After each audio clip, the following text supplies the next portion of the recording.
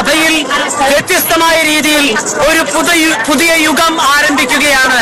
ലയോ 14 മാർപ്പാപ്പ മാതാവിന്റെ മാർപ്പാപ്പയായിരുന്നു.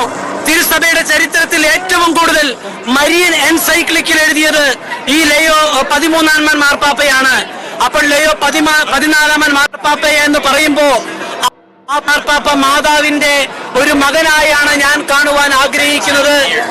മറിയത്തിന്റെ മകനായി മരിയൻ ആധ്യാത്മികത മുന്നോട്ട് കൊണ്ടുപോകുന്ന ഒരു സഭയെ അമ്മയായി കണ്ട് മറിയത്തിനോട് ചേർത്ത് നിർത്തുന്ന ഒരു മാർപ്പാപ്പയായി കാണുവാൻ ഞാൻ ആഗ്രഹിക്കുന്നു.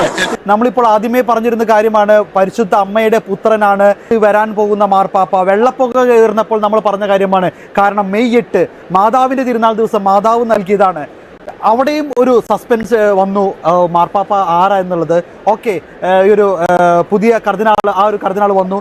അദ്ദേഹം എടുത്ത പേര് ലിയോ എന്ന പേര് എന്തുകൊണ്ടെന്നുള്ളത് അച്ഛന് വിശദീകരിച്ചു. ഒപ്പം തന്നെ മറ്റൊരു കാര്യം, ഈ നേരും നൊവേരത്തിനൊപ്പം തന്നെ ഈ ലിയോ 13 മാർപ്പാപ്പിനെ ജപമാല പോപ്പ് എന്ന ഒരു പേര് അദ്ദേഹത്തിന് ലഭിച്ചു, ഒരു പദവി അദ്ദേഹത്തിന് കൊടുത്തിട്ടുണ്ട്. എൻസൈക്ലിക്കിൽ പരിശുദ്ധ അമ്മയെ കുറിച്ച് എഴുതിയിരിക്കുന്നത് ലിയോ 13 മാർപ്പാപ്പയാണ്. അദ്ദേഹത്തെ ജപമാലയുടെ പിതാവെന്ന് അല്ലെങ്കിൽ പരിശുദ്ധ അമ്മയുടെ പുത്രൻ എന്ന് വിളിക്കുക. അപ്പോൾ ഇപ്പോഴത്തെ മാർപ്പാപ്പ ലിയോ 14 ആകുമ്പോൾ ഈ ഒരു മരിയൻ കണക്ഷൻ ഉറപ്പായിട്ടും ഉണ്ട്. അതാണല്ലോ അദ്ദേഹത്തിന്റെ ആദ്യത്തെ പ്രസംഗത്തിൽ തന്നെ പരിശുദ്ധ അമ്മയ്ക്ക് നന്ദി പറഞ്ഞുകൊണ്ട് പാപ്പ തുടങ്ങുന്നുണ്ട്.